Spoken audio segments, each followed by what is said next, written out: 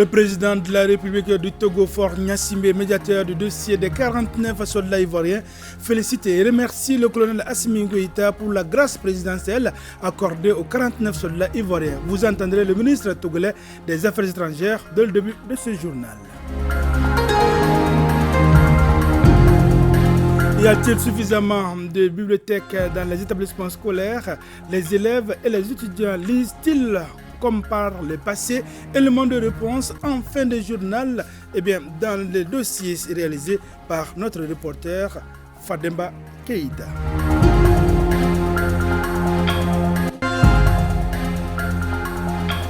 Mesdames, Messieurs, bonjour et bienvenue à ce journal. Direction Koulouba, où le président de la transition, le colonel Assimi Goïta, a reçu hier le ministre togolais des Affaires étrangères, Robert Dussier, et porteur des messages de félicitations et de remerciements de la part du président de la République du Togo au colonel Assimi Goïta pour sa décision de grâce des soldats ivoiriens. Notons que Faure Gnassingbé est médiateur dans le dossier des 49 soldats ivoiriens. Pour plus de détails, écoutons le ministre togolais des Affaires étrangères. Il est interrogé ici par Ibrahima Traoré. Je suis venu porter un message de remerciement du président Faure Gnassingbé au président Assimi Goïta après la libération des 46 soldats ivoiriens. Comme vous le saviez, le président Assimi Goïta a pris une décision importante par la grâce présidentielle et le président Faure Gnassingbé est reconnaissant pour ces efforts faits qui ont contribué à maintenir la cohésion entre les peuples ivoiriens et maliens et surtout à maintenir la paix, la sécurité et l'entente dans la sous-région. Donc c'est pourquoi nous sommes venus, au nom du président de la République togolaise, le président Faure Gnassingbé, remercier le président Assimi Goïta pour ce geste important. Je voudrais profiter de votre micro pour vous dire que c'est une des rares fois où on va sur le continent africain, une initiative africaine, une diplomatie africaine entre trois États, le Mali, représenté par le ministre Abdoulaye Diop ici, la Côte d'Ivoire et nous-mêmes au Togo, qui a donné un résultat. Et que parfois, entre nous Africains, nous avions des solutions à nos problèmes. Et nous nous réjouissons que la solution à la crise entre la Côte d'Ivoire et le Mali ait pu être trouvée grâce à nous-mêmes, à la détermination, bien sûr, de nos chefs d'État et à la volonté des Africains à trouver une solution à cette crise. Autre sujet de l'actualité, la première promotion de l'Université internationale privée d'excellence tuniso-malienne porte le nom du professeur Alioum Noum Diallo, ancien président de l'Assemblée nationale du Mali. La cérémonie de sortie des promotions licence et master de toutes filières confondues a eu lieu samedi au Centre international de conférence de Bamako. Le point avec Ibrahim Kaou Konati. Ils sont 214 étudiants à recevoir leur parchemin au terme de 3 années de formation pour la licence et 2 années pour le master. Une formation académique axée sur plusieurs filières, comme l'ingénierie financière, le logiciel et les données, la comptabilité, contrôle et audit. Ce que nous célébrons aujourd'hui, c'est votre propre mérite, obtenu par vos efforts inlassables. Je vous souhaite pleine réussite dans la vie, assurant que le meilleur vous attend dans la mesure où la formation que vous avez reçue vous donne les atouts importants pour votre vie professionnelle, pour votre vie tout court. Occasion pour les responsables de l'établissement de célébrer les excellents de l'Université internationale privée d'excellence. Des tableaux d'honneur ont été décernés aux meilleurs étudiants, des attestations de reconnaissance pour leur encadrement et de nombreux cadeaux. Merci également à l'ensemble du corps professoral pour la qualité de l'enseignement et du sérieux dans la formation. Sans oublier nos familles, nos amis, parfois nos conjoints, pour leur soutien inestimable tout au long de ces années d'intenses études. Nous sommes fiers d'avoir fréquenté l'UE. Alioum Noum Diallo, parrain de la promotion, n'a pas manqué de prodiguer des conseils aux nouveaux diplômés. Je souhaite bonne chance à cette promotion si elle accepte que je sois son parrain. Et j'exige d'elle de la rigueur intellectuelle et morale et spirituelle pour que l'excellence soit perpétuellement votre point de mire. Je souhaite réellement que vous soyez des panafricanistes et que vous serviez aussi bien le Mali que la Tunisie et que les autres pays d'Afrique et d'ailleurs. L'Université internationale privée d'excellence est la première université tuniso-malienne. D'une capacité de 20 mètres cubes avec toutes les commodités, le village de Kokoni dans le cercle de Banamba bénéficie désormais d'un château d'eau ultra moderne. C'est l'œuvre sociale de Mfa Sempara avec l'appui de l'ONG coïsienne Direct Aid. L'infrastructure a coûté plus de 20 millions de francs CFA, nous dit Diamba Moussa Konaté depuis Koulikoro. Bâti sur une superficie de 2 hectares, le périmètre maraîcher exploité par les femmes de la coopérative Balimaya de Dioïla n'atteignait pas les résultats escomptés de la campagne à cause de l'insuffisance d'eau. Pour améliorer leur rendement, elles ont bénéficié d'un appui en château d'eau équipé d'un système d'irrigation offert par l'Agence nationale pour l'emploi ANPE. Je tiens à exprimer toute notre reconnaissance à l'ANPE pour la réalisation de ce château d'eau qui permettra entre autres de favoriser l'autonomisation financière de la femme en milieu rural, réduire la pauvreté, les taux de chômage et l'exode rural. La réalisation de cet investissement socio-collectif s'inscrit dans le cadre de la mise en œuvre du plan stratégique de développement 2021-2025 de l'ANPE. Le château a une capacité de 5 mètres cubes par heure et la pompe a une capacité de 3 mètres cubes par heure. Donc le château a une capacité de 5000 litres en fait et une hauteur de 7 mètres. Et également le forage a une profondeur de 110 mètres. Tout ceci pour vous rappeler qu'il y a une mise en phase avec les spécifications techniques en termes de maîtrise d'eau dans le cadre de ces projets de cette catégorie-là.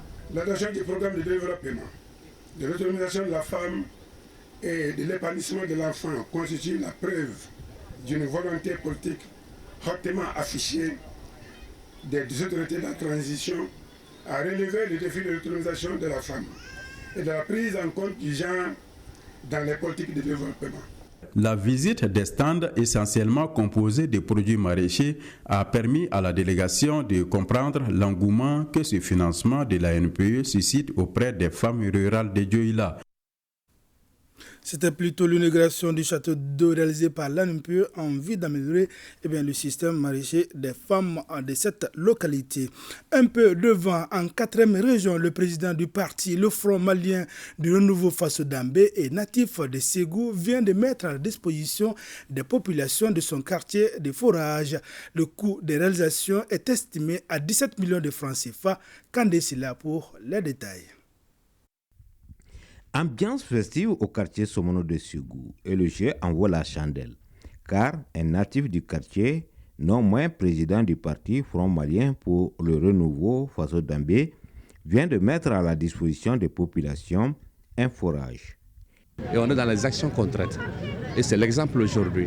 C'est un réseau d'adduction d'eau de 3 km avec 2 châteaux de plus de 17 mètres cubes et avec 17 rampes de distribution d'eau sur 3 km qui va servir plus de 10 000 habitants. Cela est concret, ça améliore la vie des gens. Le coût de réalisation est estimé à 17 millions de francs CFA. Compte tenu de l'importance de l'eau, le gouvernement a jugé nécessaire de confier tout ce qui est gestion de l'eau aux communautés elles-mêmes. La gestion de l'eau aujourd'hui à Ségou relève un certain nombre de problématiques. Parce que vous savez que la réserve d'eau est insuffisante. C'est pourquoi nous saluons à juste titre cette action, ces gestes, n'est-ce pas, des donateurs qui viennent soulager, n'est-ce pas, les souffrances de nos populations. Plusieurs autres intervenants, autorités politiques ou coutumières ont salué cette initiative heureuse. et ont assuré d'une utilisation judicieuse des réalisations pour la bonne santé des populations. En troisième région, la semence de pommes de terre produite à Sikasso fait ses preuves. Déjà, le prix des kilogrammes de pommes de terre est aujourd'hui dans l'ordre de 350 francs CFA contre 650 francs CFA en fin décembre. L'approvisionnement des marchés connaît une amélioration due en grande partie à cette production locale de semences. En chiffres, les marchés reçoivent environ 20 tonnes de pommes de terre par jour contre 5 les autres années selon le groupement régional de l'interprofession de la filière. Une équipe de l'ORTM Sikasso composée de Moustapha Doumia et Suleiman Bamba s'est intéressée au sujet. Suivant son reportage. La pomme de terre est un tubercule dont la culture est bien répandue dans la région de Sikasso. Avec une production annuelle supérieure à 250 000 tonnes, Sikasso constitue le principal bassin de production du pays. Ici, les acteurs sont organisés en groupements interprofessionnels. Parmi ces acteurs, des producteurs, des fournisseurs d'intrants, des commerçants et des transformatrices. Après une période de rupture, la pomme de terre est aujourd'hui bien disponible dans les marchés de Sikasso.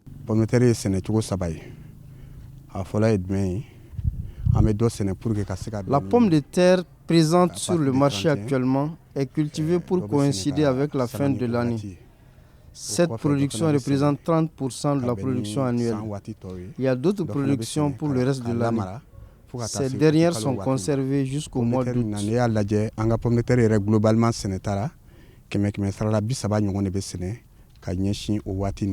Le marché de Médine est l'un des sites reconnus pour la vente des produits maraîchers et de la pomme de terre. Ce marché est actuellement bien approvisionné au point que des commerçants vendent difficilement leurs produits. En fin d'année, la pomme de terre était vraiment rentable car il y avait moins de produits sur le marché. Avec les nouvelles productions, il y a une baisse du prix du kilogramme et peu de clients. De 600 francs CFA en fin décembre, nous sommes actuellement à 350 francs le kilogramme. Si les prix semblent élevés par rapport aux autres années, certains consommateurs trouvent cette situation normale eu égard aux difficultés liées à l'engrais. Le prix du kilogramme de pommes de terre à 350 francs est compréhensible. On sait que le prix de l'engrais a augmenté, donc le prix de la pomme de terre est à un niveau acceptable de mon point de vue. L'approvisionnement correct des marchés en pommes de terre est dû en partie à la disponibilité d'une semence produite localement selon l'interprofession régionale de la filière. C'est grâce à la semence locale que nous avons pu approvisionner les marchés à raison de 20 tonnes par jour contre 5 tonnes par jour les autres années. L'avantage de cette semence est qu'elle permet au producteur de dépenser moins et de vendre sa production à un prix raisonnable.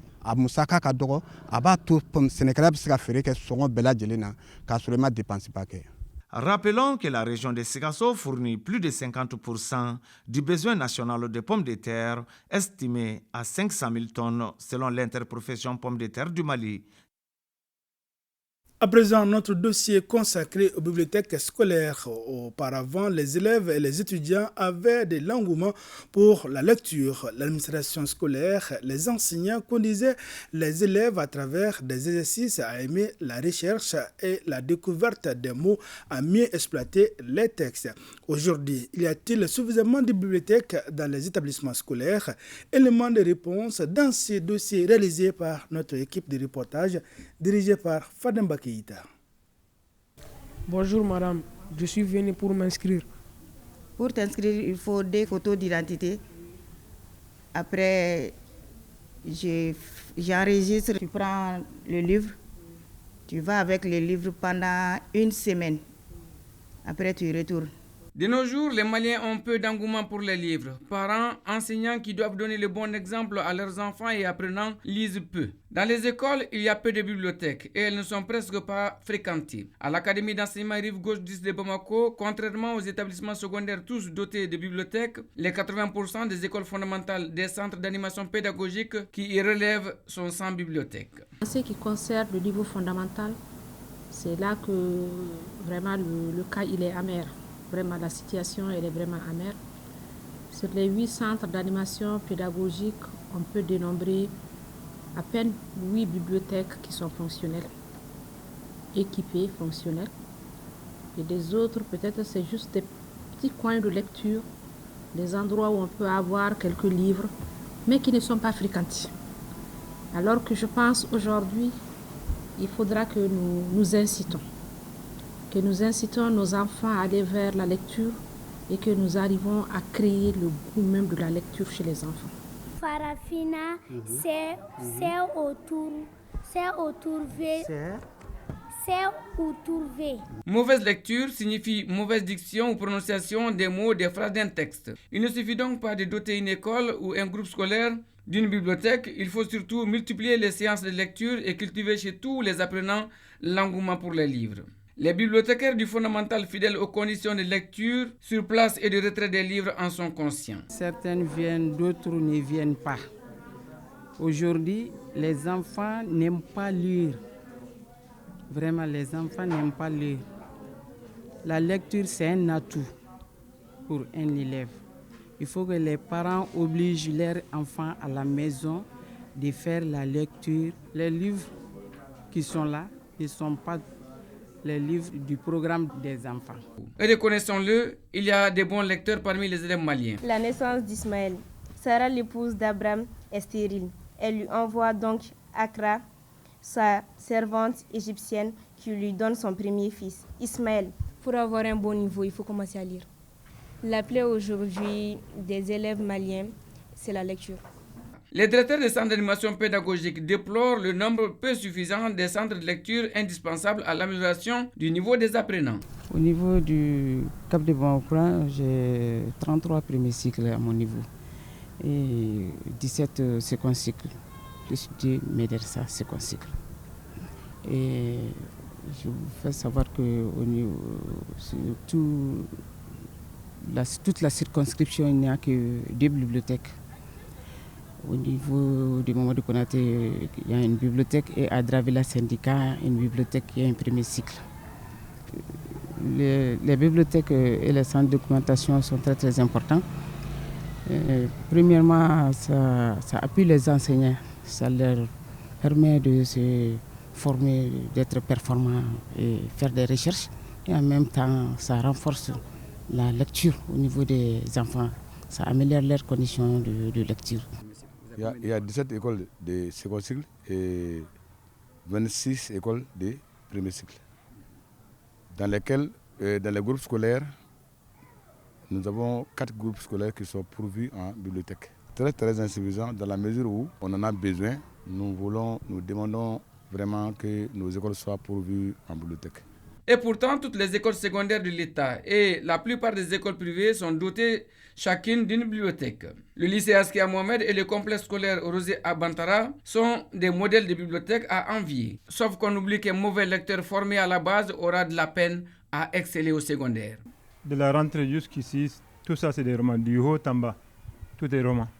Après les romans, on vient dans les encyclopédies et les dictionnaires. Encyclopédies et dictionnaires. Après ça, on a les livres d'anglais ici. Après les livres d'anglais, on a le français. Après français, il y a espagnol. Il y a espagnol et allemand par ici. Après l'espagnol, c'est les livres d'allemand. Après les livres d'allemand, c'est automatiquement les livres de mathématiques. Ça, c'est les rayons mathématiques. Ces documents sont en adéquation parce que les professeurs viennent ici pour les exploiter. Les élèves aussi viennent les prendre pour les exploiter. Ça correspond à leur programme, oui. S'il y a plus de mauvais lecteurs que de bons, la responsabilité est partagée et les raisons sont connues. Il ne peut pas y avoir une école sans bibliothèque et il ne peut pas y avoir de formation sans lecture. Le tout ne peut pas être dit, n'est-ce pas, par l'enseignant en classe. Il faudra que les enfants apprennent à aller vers la recherche. Vous savez, le téléphone, déjà moi, quelque part, je trouve que souvent on désapprend même avec cette histoire de SMS. C'est vrai que c'est un moyen de communication rapide, mais ce moyen de communication rapide est en train, n'est-ce pas, de nous faire dévier de ce qu'on appelle l'apprentissage à travers les livres. Un élève qui lit fréquemment peut être un bon lecteur s'il est bien encadré. Et en fréquentant les bibliothèques, il est capable d'avoir une bonne diction. La diction du lecteur devient attrayante si les mots sont bien prononcés, les ponctuations respectées. Tout dépend alors de la formation à la base. Merci bien, professeur Fademba Keïta. Merci, c'est la fin de cette session. Merci d'avoir été des nôtres. À demain, Inch'Allah, même heure, même plateau et pour d'autres informations.